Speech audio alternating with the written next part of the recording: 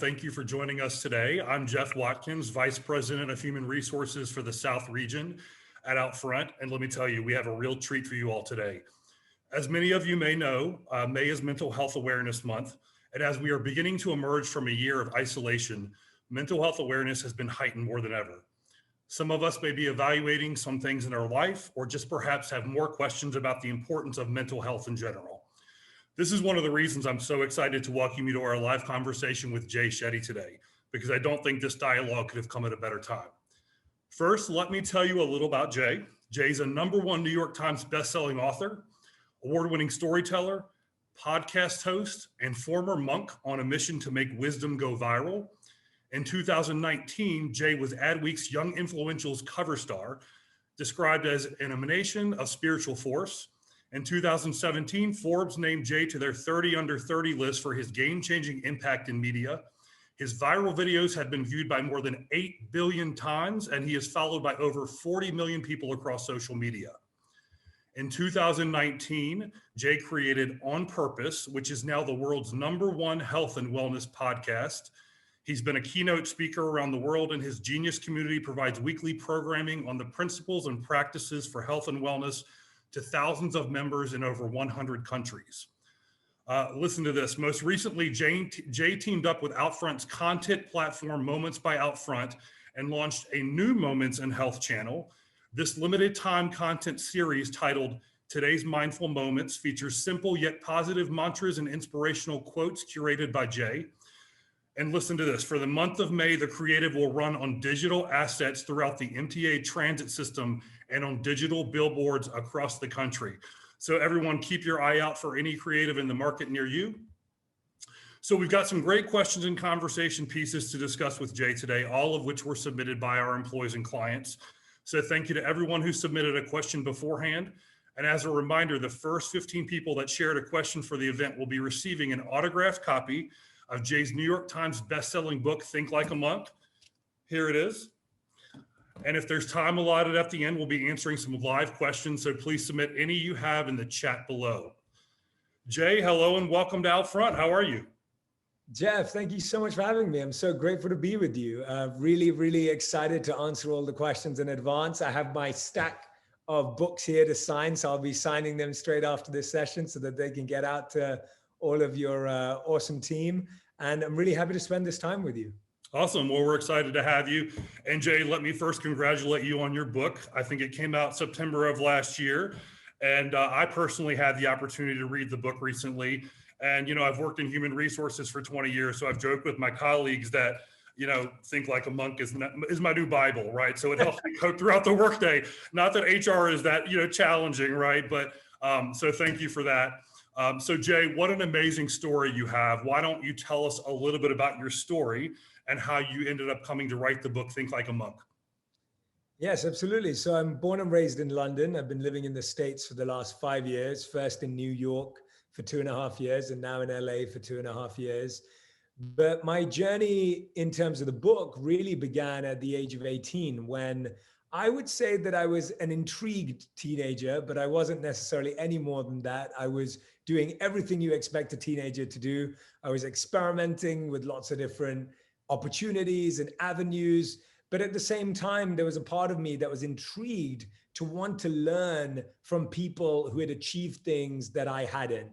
And I wasn't necessarily attracted to their material success, but I was attracted to their story of going through pain and stress and pressure to find true meaning and purpose in life. And I would go to hear speakers speak all the time.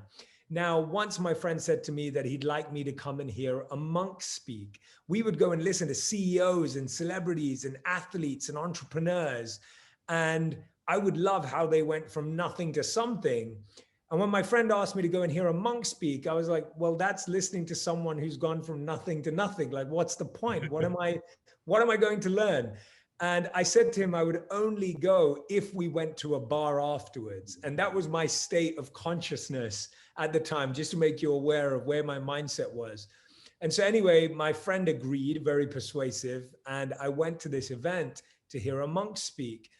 And I went there having very little expectation of learning anything. I had probably a bit of speculation and cynicism around what he had to offer.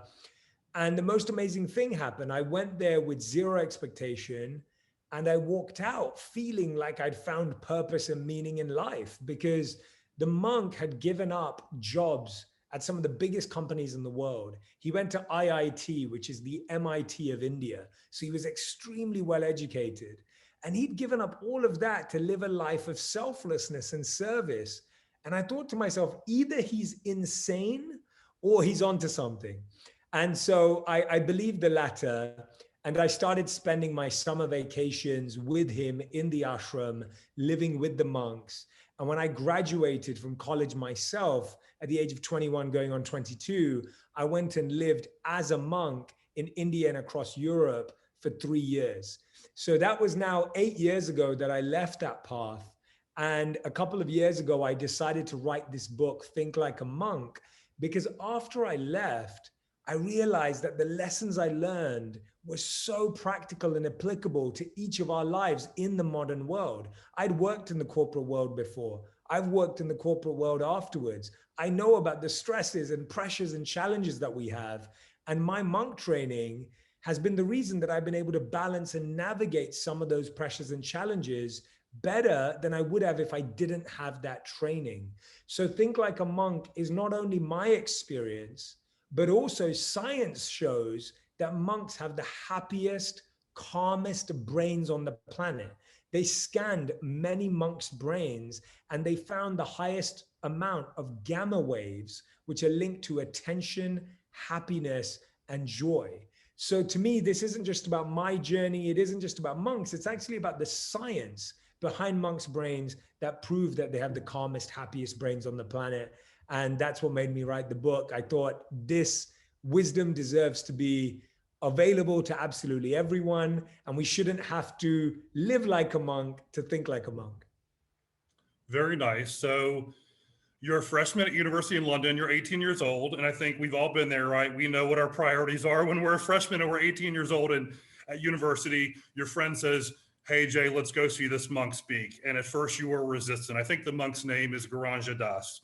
Yes. Can you articulate what it was about Garanja's talk that caused you to decide to pursue a monk? Was there something that just clicked or he said specifically during that conversation? Yes, it was a few things. One of the first things was that I realized when I was 18, and maybe you can think back, everyone who's listening and watching today, you can think back to the types of people you'd met by the time you were 18, maybe 21, even now in your life today. And I realized that I'd met people who were rich. I'd met people who were successful. I'd met people who were beautiful and attractive. I'd met people who were strong and powerful. But I don't think I'd met anyone who was truly happy.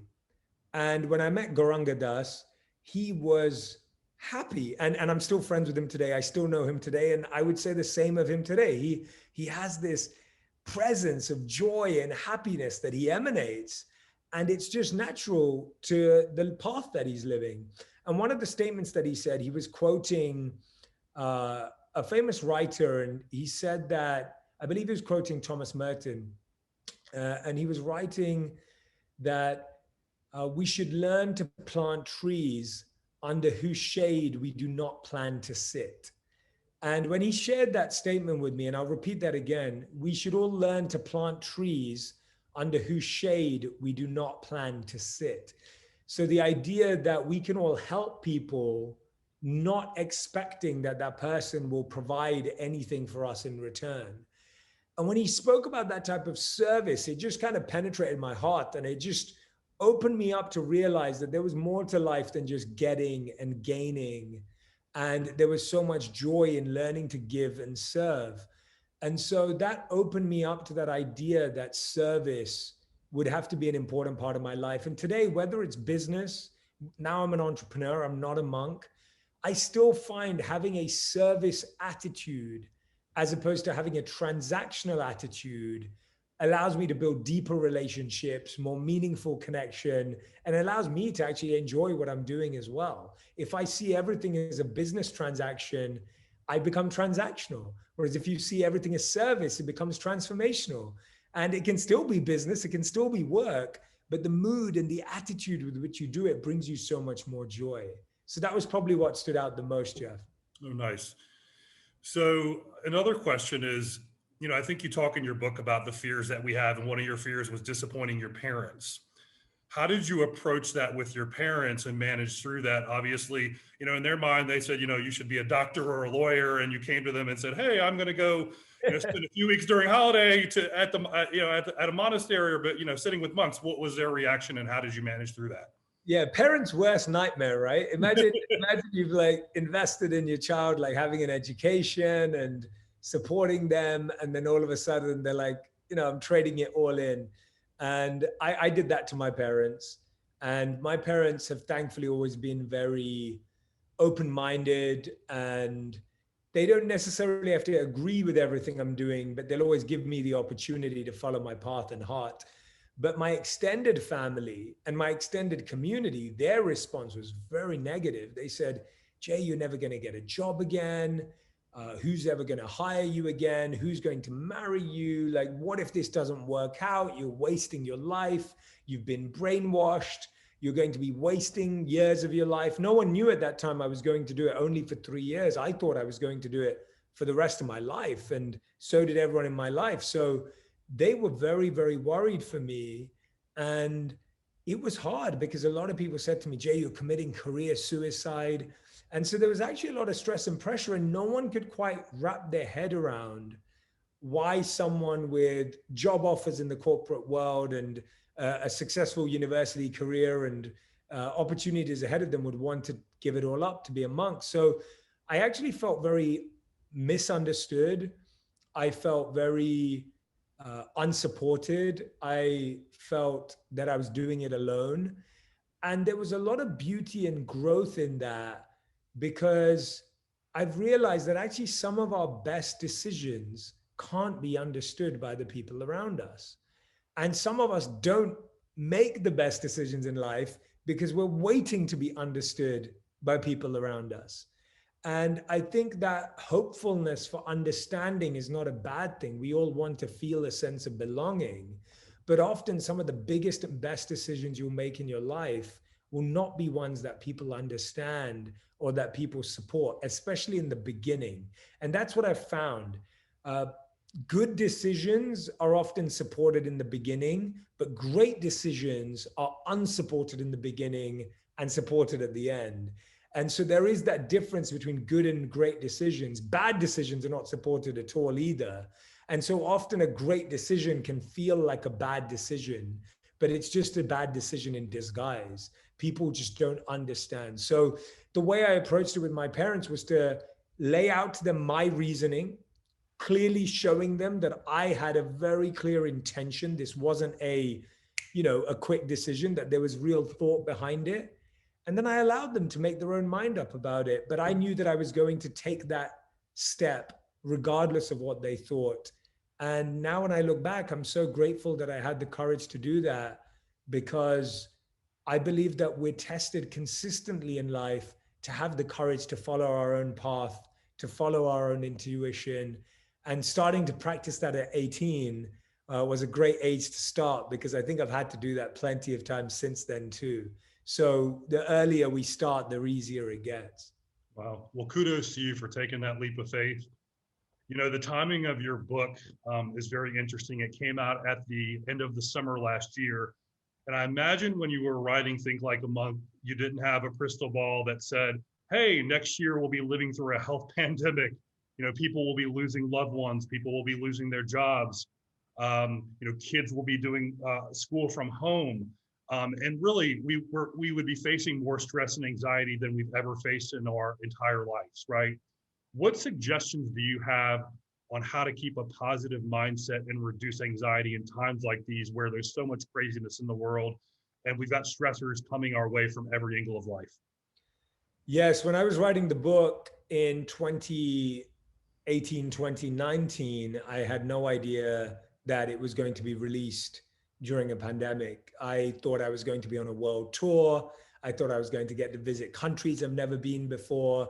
I thought I was going to get to hug my community and people that follow my work. And I was so excited that I was going to get to go to Australia and South Africa and India and Brazil and all these places across the world and be present with people. So that was my vision of what 2020 was going to be like.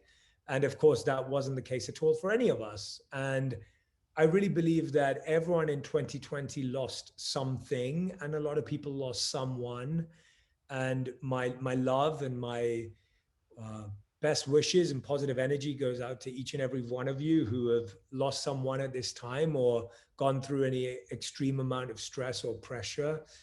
And the first thing I'd say before I dive into some really practical tips for that positive mindset, Jeff, the first thing I'd say is to remove judgment of yourself.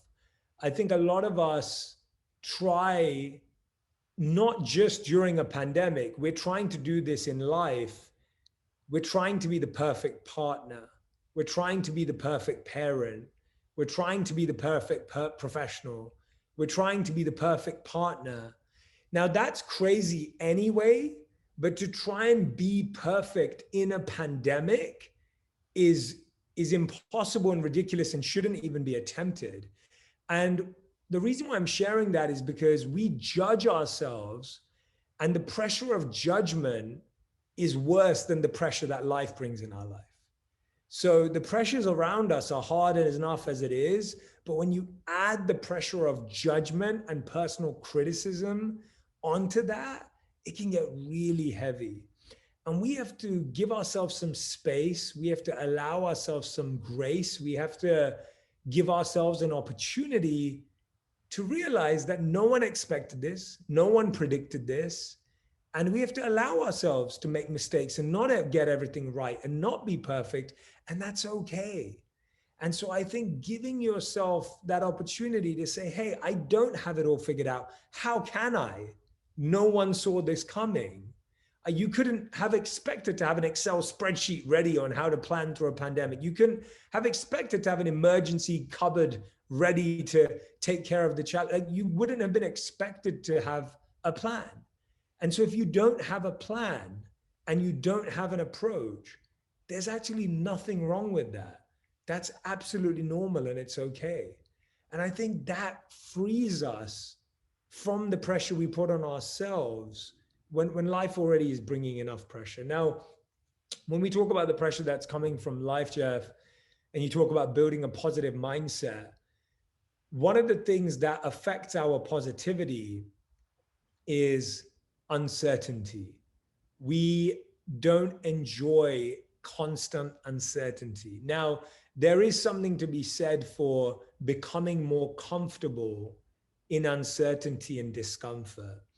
And one of the ways we become more comfortable in uncertainty and discomfort is by creating our own certainty and our own stability. The way that happens mostly for people is having your own daily habits and daily practices that give you the strength and the courage and the joy you need to navigate the rest of the day. So if we know the day is going to be uncertain and challenging, we need parts of our day that bring us that certainty and stability. And this comes in the form of 4 habits. And in the book, I talk about this acronym called TIME, T-I-M-E, thankfulness, inspiration, meditation, and exercise. You only have to practice each of these for 2 to 3 minutes each. So when people say to me, Jay, I don't have any time, I'm talking about 8 to 12 minutes a day. Each and every one of us has 8 to 12 minutes a day. It could be throughout the day. It doesn't all have to be in one block. It doesn't have to be in the morning. If you can't do it in the morning, it can be in between things. I promise you, if you go on your phone and you check screen time and you look at how much time you spend on the phone, it will be a lot longer than 8 to 12 minutes. So we all have 8 to 12 minutes to carve out for this. T is for thankfulness, Jeff. So the practice of gratitude is huge for boosting our mood. And most of us haven't tapped into this simple practice. Now, gratitude works not just when we say, I'm grateful for the sky and I'm grateful for the air and I'm grateful for my partner. It needs to be specific and personalized. And so I always say to people, if you can take a moment every single day to thank someone in a specific and personal way, it will change your life. I always like to think of it like this, that when this is all over, if you threw a party after it's safe and it's all over, and you threw a party and you invited your best friends, and the day after you got a message back from two of your best friends, so you can think of two names of your best friends. Jeff, actually, why don't you give us two names of your closest friends that would be invited to a party when it's safe and this is all over?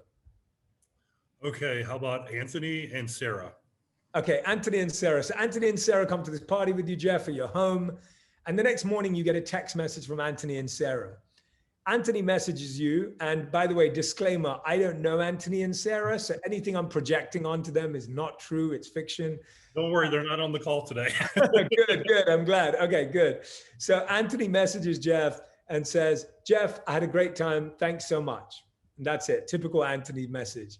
Now, Sarah messages Jeff and Sarah goes, Jeff, we had the best time ever. Thank you so much for inviting me.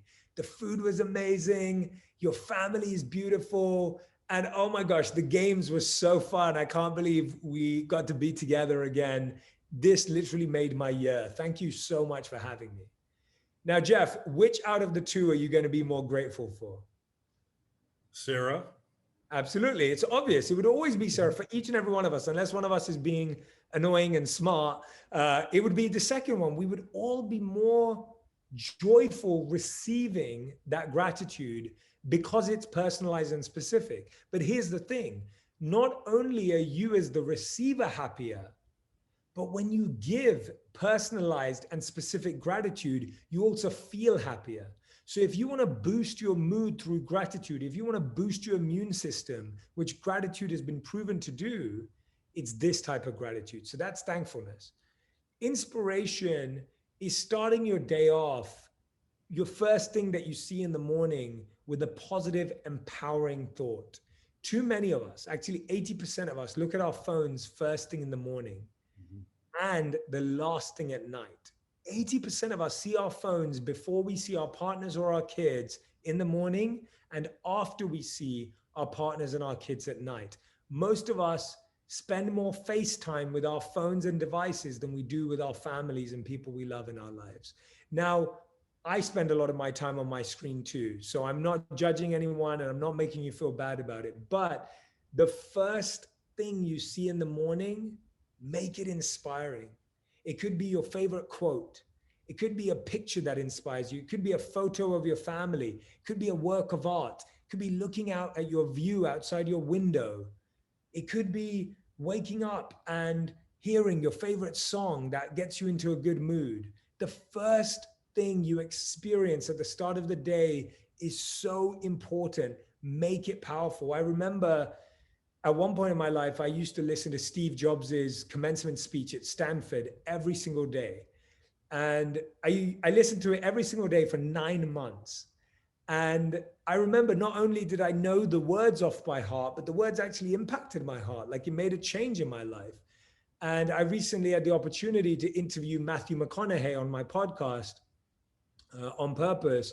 And when I sat down with him, I told him that at one point I used to listen to his Oscars acceptance speech, which came out in about 2015, I think, when he won the Oscar for Dallas Buyers Club. And I used to listen to his speech every single day. It's 5 minutes. That's all it is. And that's the first thing I would do every single day. And it would set me up for a great day. And so make the first thing you do for 2 to 3 minutes inspirational. M is for meditation. And you may say, Jay, I've tried to meditate. I fell asleep. Or you may say, Jay, I have no idea how to meditate. I don't have time to learn it. I'm going to simplify meditation for you. Meditation is scheduling time with yourself. We check in with everyone. If you look at your calendar, if I look at my calendar on my phone right now, I have meetings set up with everyone else throughout the day. But where's the meeting for myself? Where's the check-in with myself? We check in with our kids, we check in with our colleagues, but when do we check in with ourselves? Meditation is checking in with yourself. Spend 2 to 3 minutes alone in silence every day and ask yourself this one question. What do I need to do today to make today a great day?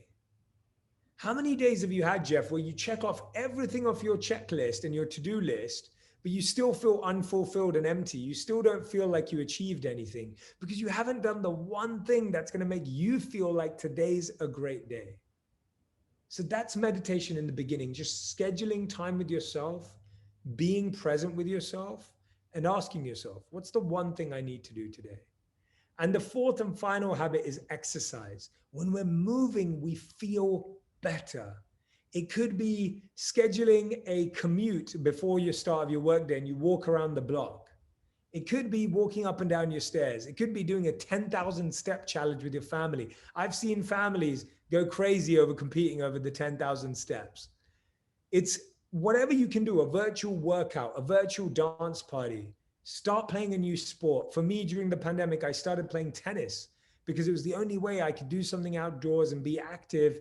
And I'm someone who doesn't enjoy the gym. I don't enjoy high intensity workouts. I don't enjoy any of that. I enjoy being with someone. And so I started playing tennis, and I'm playing just at our local public courts. And it's so fun to get outdoors and run around. And every time I come back from tennis, I say to my wife, don't ever let me miss tennis, because in the morning, I don't want to exercise. But when I come back, the positivity is chemically happening. Like it's a chemical reaction when we move. It's not a mental thing. Even with gratitude, it's chemical. This is actually scientific. So movement is so powerful. Even days when you don't feel like moving or you feel tired, I promise you, if you exercise, you will feel a rush of positive energy. So those are the 4 habits. When you can't control what's going outside, control this: thankfulness. And what I'm going to challenge you all to do is 1 person a day, a text, a voice note, a video message. I want you to message 1 person a day. It doesn't have to be a thesis. It doesn't have to be a PowerPoint presentation on gratitude. It just has to be 1 piece of specific and personal thankfulness. Inspiration, meditation, and exercise. Try it and watch how your life changes. Just try 1 of those this week. That's awesome, Jay. And I agree with you on all those points, especially exercise. I think, as hard as it is sometimes to get up and do so, when you're done, it just feels amazing. And it just sets the, tone for the rest of your day. And on the topic of meditation, we actually have a great question from Nancy in New York. So Nancy wants to know, in your book, you talk about outcomes versus the journey and learning to meditate. Can you tell us how you overcame the obstacles you first encountered in trying to meditate and that others may encounter also? And I know, Jay, when you were living as a monk, you were doing like 2 hours of meditation every day on a cold, hard floor. But maybe give us some advice on that and what we can do. Yeah, absolutely. So for anyone who starts to meditate in the beginning, you're going to feel restless. Your mind is going to be really loud. You're going to maybe fall asleep. You're going to yawn. You're going to get bored. You're going to, feel like you're not good at it. You're going to be like, oh, well, I just can't focus. I just can't be present. Now, here's the interesting thing. That experience would be the same whether you go to play tennis, golf, swim, surf, anything you do for the first time, that's how it's going to feel. I remember my first tennis lesson. I was like, do I hold the racket like this? Is this how I hit the ball? Where do I stand? What do I do with my feet? What do I do with my hands? It's anytime you learn to do something new, that's how you're going to feel. The crazy thing is, as adults, we haven't learned something new for a long time. So we've forgotten what it feels like to feel uncomfortable with something new. Whereas when we're kids, we felt that way all the time, but we didn't overthink it. We just got on with it because we'd never had that experience before. As adults, we've got so used to doing things. We know how to brush our teeth. We know how to do our jobs. We know how to kind of get our kids ready in the morning enough to get them to school or get them to be, homeschooled or whatever's going on right now. Like, we know how to kind of make stuff happen. And so when we're now in a position where we have no clue what to do, we kind of freeze and we go, okay, I don't want to experience that. I don't want to know what it feels like to not do something. Now, the amazing thing about meditation is that you don't meditate because you are focused. You meditate because you're distracted, right? People say like, oh, well, I can't meditate because I'm not good at focusing.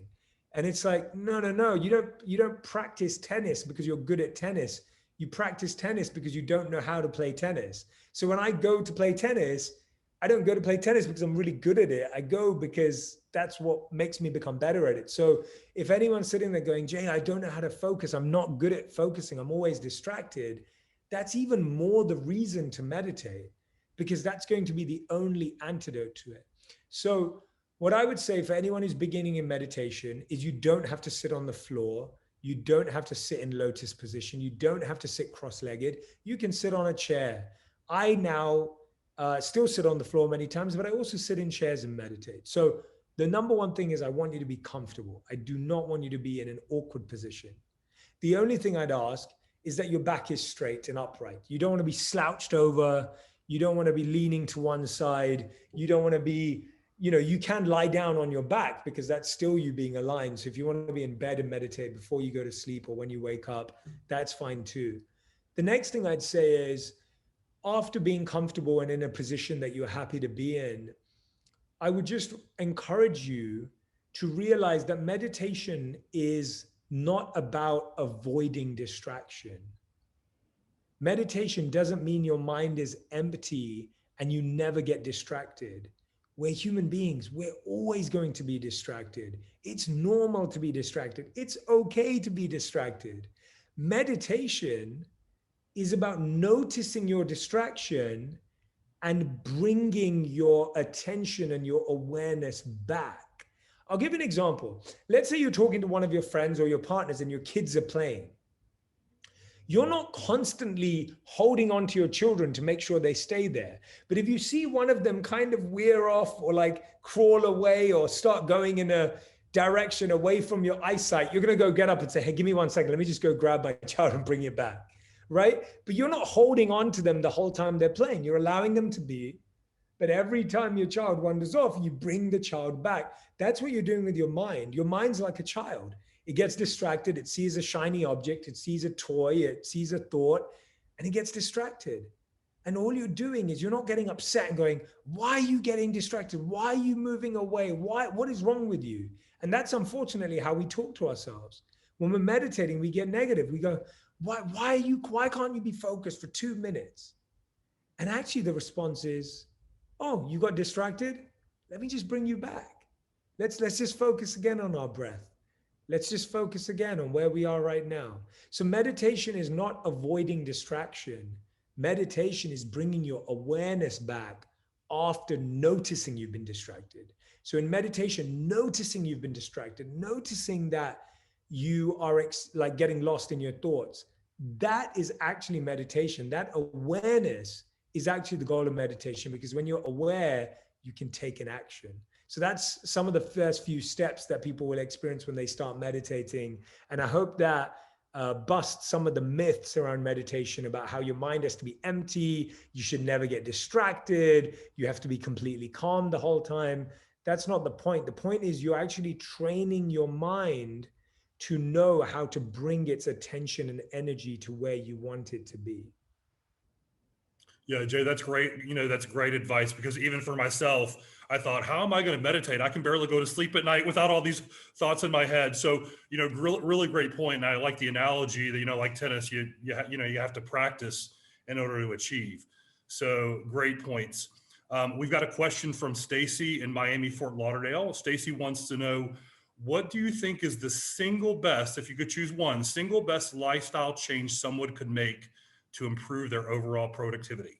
So I actually shared one in Think Like a Monk, and I kind of shared the one I'm going to share with you today, but I'm changing it. So I'm changing my advice from my book because I realized that this is actually a better piece of advice. So in my book, the advice I gave is the one piece of advice is waking up earlier. And I'm changing that today. And the advice is going to sleep earlier, right? It's in one sense, it's the same advice, but actually this is the part that makes all the difference. I don't want people to not sleep.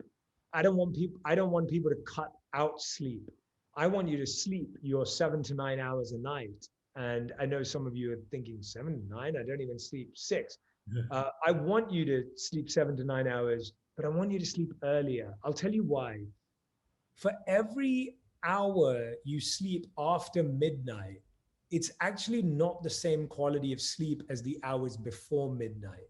So the human growth hormone, HGH, is activated in the hours we sleep before midnight and is amplified in the hours before we sleep midnight.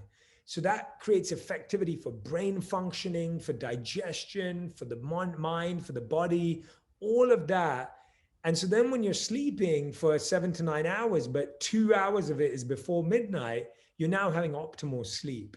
So if you slept 8 hours from 10 p.m. to 6 a.m., or you slept 8 hours from midnight to 8 a.m., the 10 p.m. to 6 a.m. is better quality sleep.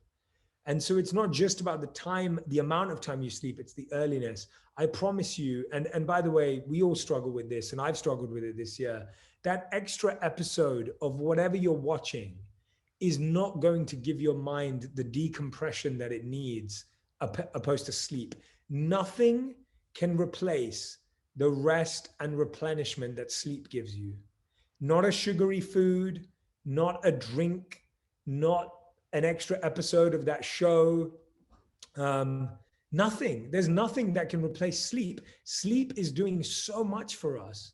It's cleaning our brain. It's renewing our memory. It's doing our digestive work. It's renewing the body and all the cells. Like sleep does so much. Sleep is our charger, right? How many of us panic when our battery's low? I'm like, where's the charger? Where's the charger? Like food can do that for your body, but not the way sleep does in the amount we do it every day. Like you don't eat for 8 hours a day, but the body sleeps for 8 hours a day, right? So food can do it, but sleep is a big part of it. And on top of that, charging yourself, watching a TV show does not charge you. It does not charge you. It's actually using an app on your phone. The only thing that charges us, apart from food and water, is sleep. And too many of us are causing too many health challenges in our life by sleeping late or sleeping less. So the number one piece of advice I can give you is sleep earlier. Don't tempt yourself. That show will still be there tomorrow, right? That episode will still be there tomorrow. And even though you feel in your mind, oh, I feel so relaxed when I watch that show and I get to switch off, I promise you, if you slept that half an hour earlier, you're going to feel phenomenal. And you'll naturally wake up earlier and then you'll go to sleep earlier again the next day because you woke up earlier. So it just acts as a beautiful cycle. And for those of you who are going, Jay, I can't do that, I don't know how to sleep earlier, you've got to break the cycle by forcing yourself to wake up early one day. And that night, I promise you, you'll sleep earlier. So you've got to break that pattern. If you're used to waking up a bit later, force yourself to wake up earlier with an alarm. That night, I promise you, you'll go to sleep earlier. Awesome advice. So Jay, we've got a question from somebody in your neck of the woods, actually, Natalia in Los Angeles. And actually, this is a great question because we're at a point where, a lot of our employees are getting back into the office. They've been working virtually from home for the last year. People are starting to ease their way back in. So Natalia would like to know, how can we cope with the stress, anxiety of going back to a normal work environment after a pandemic?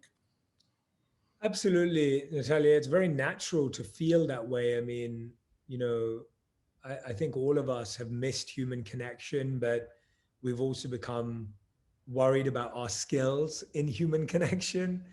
And it can be hard to go back to a different routine and again a life change and again new things to change and an order and orientation and habits. So first of all, again, don't judge yourself and don't criticize yourself. That's a piece of advice that's always applicable. Like you can't expect yourself to be like, oh, first day back at work, I'm going to be a machine and I'm going to be amazing. And I'm going to, the first day I'm going to crush it. And that's just unrealistic. None of us are going to do that, right? No one.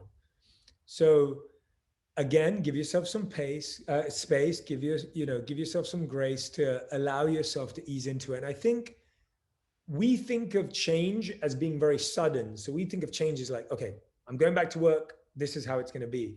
And actually change is like this, right? It may take you a week or a couple of weeks to get to top performance again. It may take some of us a month.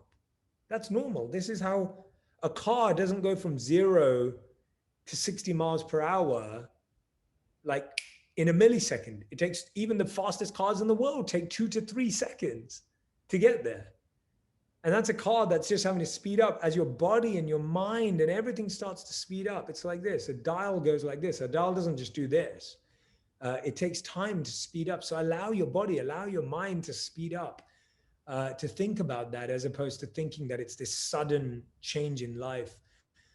One of the things I'd encourage everyone to do is ask deeper questions when we go back to work.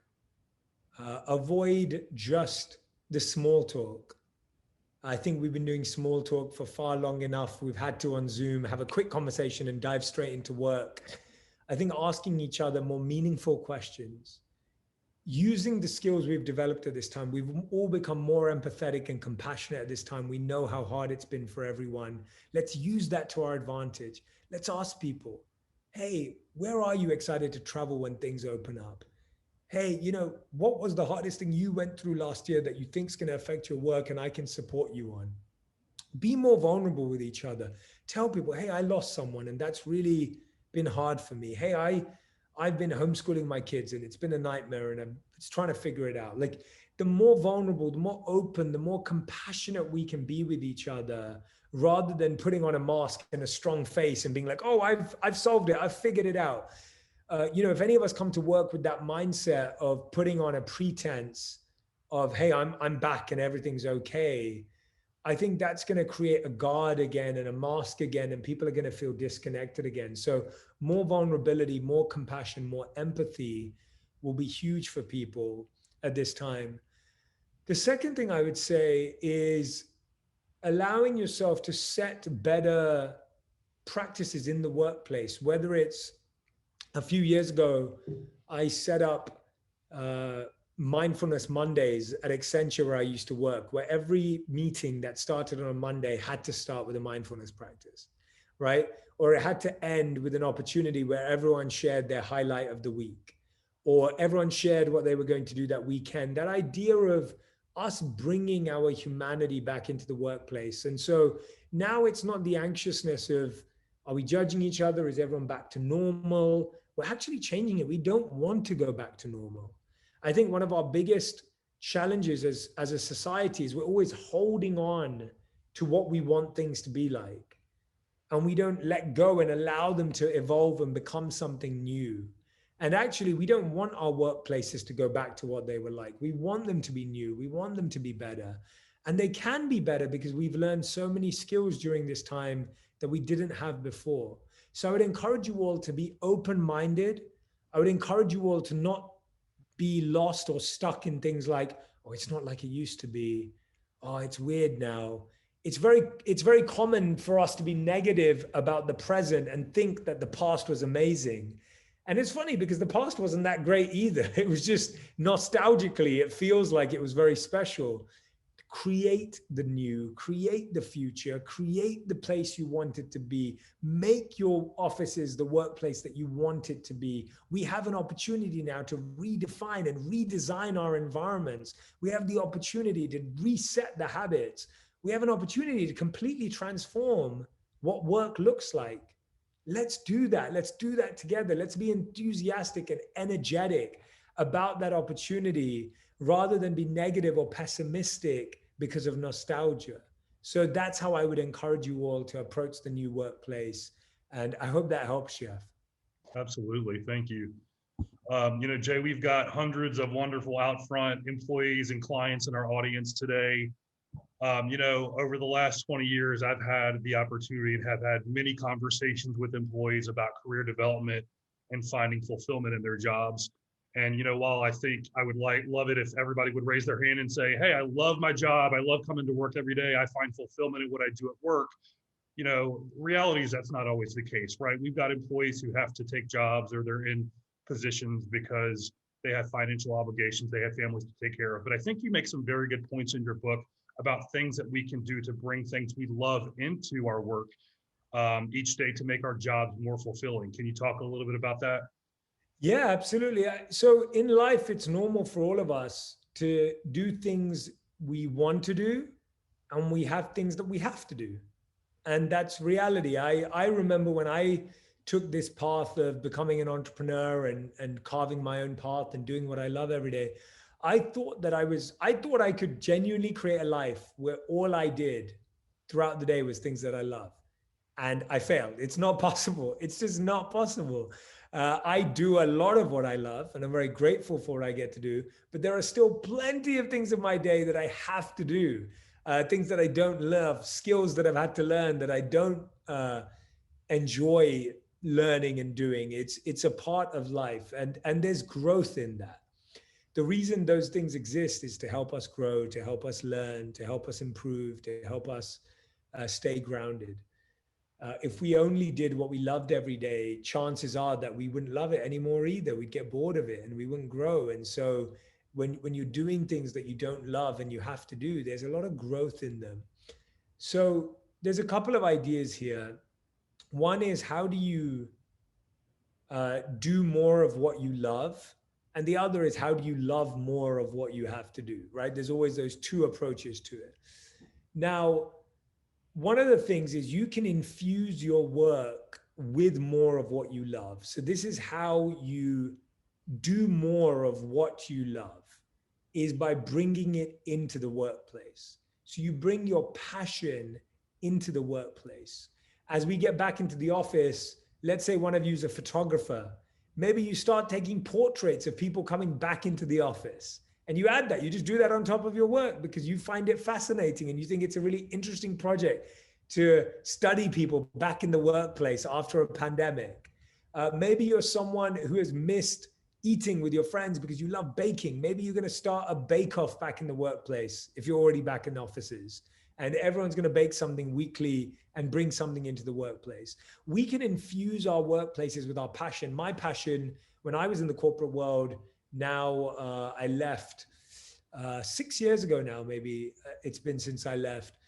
And 5 years, sorry, it's been 5 years since I left. And when I left, I infused my workplace with my passion. My passion was meditation.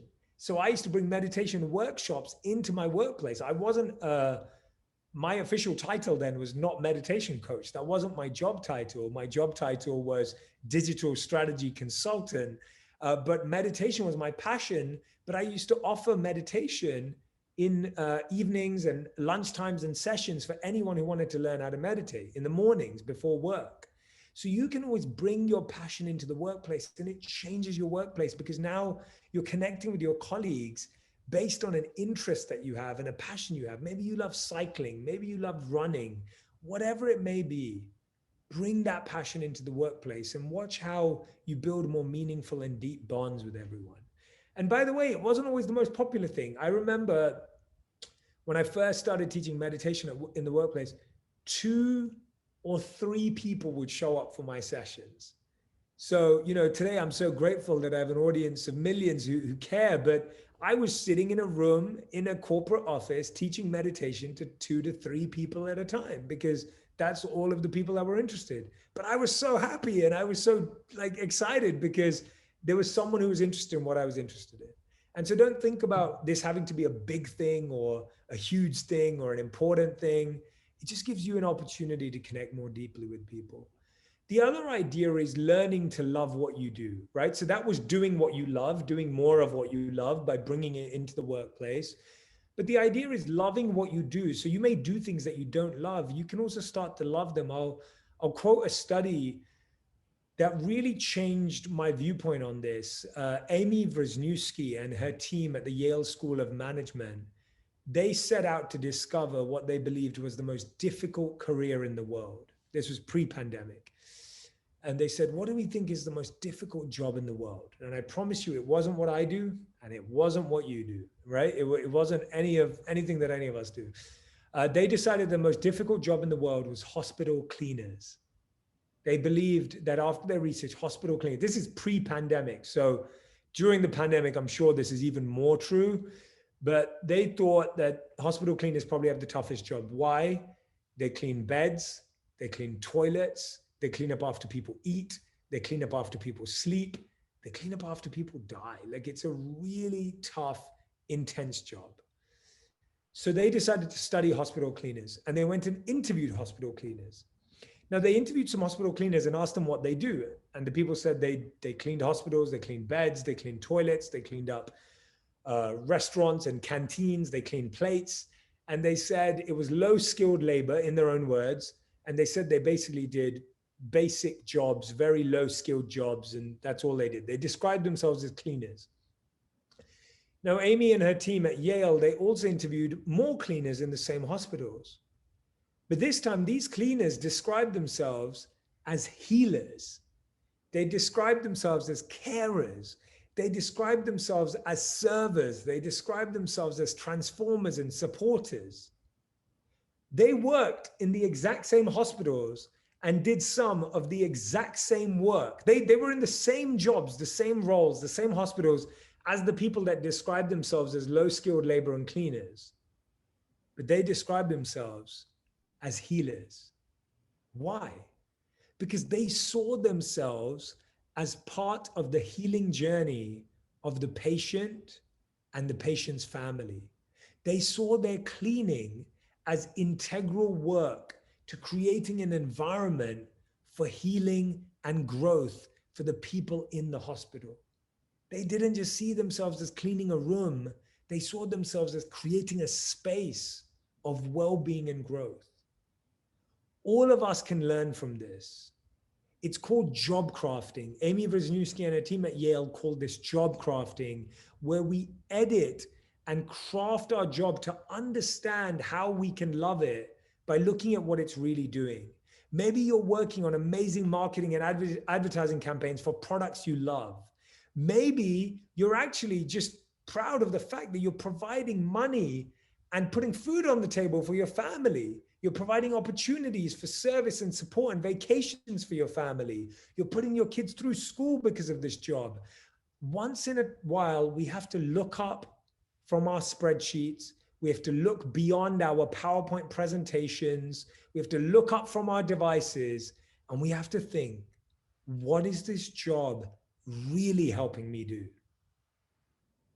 And it could be loving the work that you're working with your clients. It could be loving the fact that you've met an amazing client. It could be loving the fact that you're working on products and marketing work that you really believe in. It could be that this job just takes care of you and the people you love. We have to go beyond our spreadsheet, beyond our PowerPoint, and beyond our device and beyond our email inbox to realize the value of our work. And if hospital cleaners can do that, the truth is any of us can do that. So I would encourage you to find more purpose in what you already do by looking beyond your laptop. Wow, that's just wonderful advice, Jay. I'm going to get to a couple more questions because we have a lot of questions here. So Kai in New York wants to know, what's the best method to turn a negative view or opinion into a positive so a person is motivated to work and feel empowered to make a difference? So I believe that in the beginning of the positive psychology movement, a lot of people would say, oh, every time you have a negative thought, just have a positive thought, and somehow it canceled it out. Now, that's actually not true. And it's not healthy either, because sometimes a negative thought is actually a signal that something needs to actually change. I'll give you an example. If the fire alarm goes off, you don't just go, oh, let's have a positive thought about water, right? Or you don't say, oh, let me have a positive thought, right? There's a fire in my house, but let me have a positive thought. No, if the fire alarm went off, you would go to check whether there was actually a fire. If there was a fire, you'd call the, you'd call the firefighters and you'd solve the problem. So when you have a negative thought, it doesn't need to always be entertained, but it does need to be acknowledged. And so when you have a negative thought, you go, okay, where is this negative thought coming from? Why am I having this negative thought? Okay, what can I do differently to not have this negative thought? So you want to explore that negative thought as if you'd explore a room. If you heard a fire alarm coming from a particular room, you wouldn't ignore that room and walk into the opposite room. You would maybe check underneath. You'd maybe open the door slowly. You'd maybe look inside. You just explore and become aware of, well, is it coming from that room? Is there a fire in that room? What's happening in that room? You wouldn't also judge it and go, oh my God, there's a fire. I can't do anything. I'm just going to stand here and everything's going to fall apart. You would do something about it. So when you have a negative thought, you want to explore it. You want to try and understand it. You want to know, where did it come from? Why am I having this? Because we have to realize we are not our thoughts. Just because you have a negative thought doesn't make you a negative person. Just because you have a negative thought doesn't mean things are bad. Thoughts we have 60 to 80,000 thoughts a day. They're going to keep coming. So the best method I have is a method called spot, stop, swap. And so that's in my English accent. So you can say it in yours and it will sound a bit different, but spot, stop, swap are the 3 steps to transforming a negative thought into a positive, healthy one. And I use the words unhealthy thoughts and healthy thoughts more than negative and positive, because negative kind of feels bad and positive feels good, but unhealthy helps you realize, oh, it's a healthy thing to switch this out. So spot, stop, swap. The first thing is you spot, where is that negative thought coming from, right? Let me actually acknowledge it. Let me learn to accept that it exists. Stop. Let me stop and reflect and explore, where is it coming from? Why is it there? Why am I having this thought? And then you swap it for a new thought. You swap it for a new way of thinking. So let's take the fire example. If there's a fire, you don't want to ignore it. You want to go and check it out. Now, if there is a fire, you're going to straight away have an action and say, okay, if there's a fire, I'm going to call the firefighters to come and solve this. So if I am having a negative thought because we have not hit our sales target this month, what am I going to do to solve that? So you're switching from spotting, stopping and reflecting to swapping for an action. And that's the key, that you're always swapping, not just for another thought, but a positive action.